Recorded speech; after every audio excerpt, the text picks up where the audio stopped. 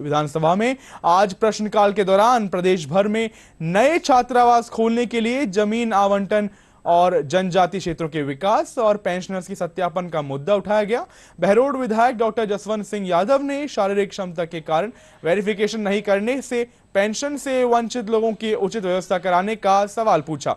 इसका जवाब देते हुए सामाजिक न्याय एवं अधिकारिता मंत्री अविनाश गहलोत ने कहा कि ई-मित्र पर मोबाइल ऐप के माध्यम से पेंशन सत्यापन का काम किया जा सकता है और यदि संभवित पेंशनर्स का मोबाइल लिंक ना हो तो ग्रामीण क्षेत्र में बीडीओ और शहरी क्षेत्रों में एसडीओ के मोबाइल से सत्यापन किया जा सकता है। उन्होंने कहा कि अगर सत्यापन के मामले में किसी ई-मित्र संचालक की गलती पाई जाती है तो उसके खिलाफ सख्त कार्रवाई की जाएगी।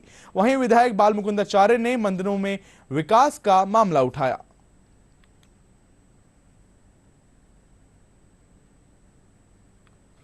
जो चल रही है उसको लेकर हमारे वरिष्ठ नेता धारीवाल जी ने क्वेश्चन लगाया था और उसमें उन्होंने स्पष्ट पूछा था कि इसके नियम क्या हैं, लास्ट ईयर में इसका कितना भुगतान हुआ है और इसमें भारत सरकार और राज्य सरकार का कितना हिस्सा है, कितना खर्चा किया है। मंत्री महोदय एक भी प्रश्न का जवाब नहीं दे पाए, इधर उधर की बातें करते रहे। पूछ रहे हैं लास्ट ईयर का, बता रहे हैं 16-17 का। और ये योजना मैं आप लोगों से कहना चाहूंगा, ये योजना उन लोगों के लिए है जो बीपीएल के अंदर है, गरीब हैं।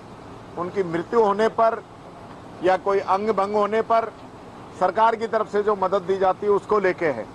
मंत्री जवाब नहीं दे पाए, तैयारी से नहीं आए हैं, सरकार का पक्ष नहीं रख पा रहे हैं और सरकार का ध्यान भी गरीबों के प्रति नहीं है।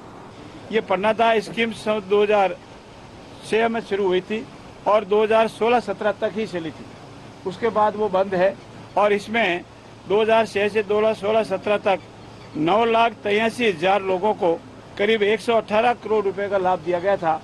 अब उनका प्रश्न ही गलत था। सन 2016-17 में जो स्कीम बंद हो चुकी थी उसके बारे में प्रश्न का जवाब दिया, लेकिन उसमें भी मेरे प्रतिपक्ष के साथियों ने बिना किसी आधार व्यवधान करने का असफल प्रयास किया। वो दोनों ही उनके प्रयास असफल रहे। आज विधान की कार्रवाई, सदन की कार्रवाई बहुत शांतिपूर्वक चल रही है।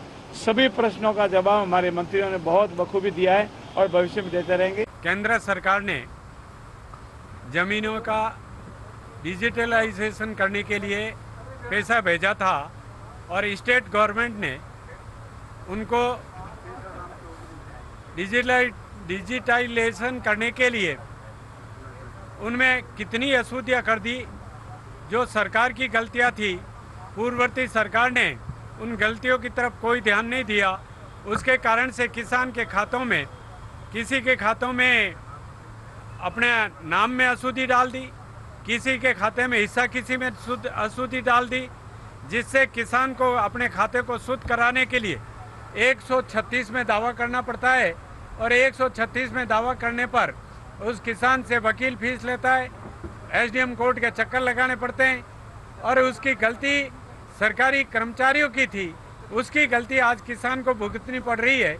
और इस डिजिटाइजेशन में जितनी भी सेमीग्रेशन के तहत, सेग्रीगेशन के तहत जो शुद्धियाँ करनी थी वो शुद्धियाँ नहीं होकर के किसानों के लिए दुविधा बन गई है।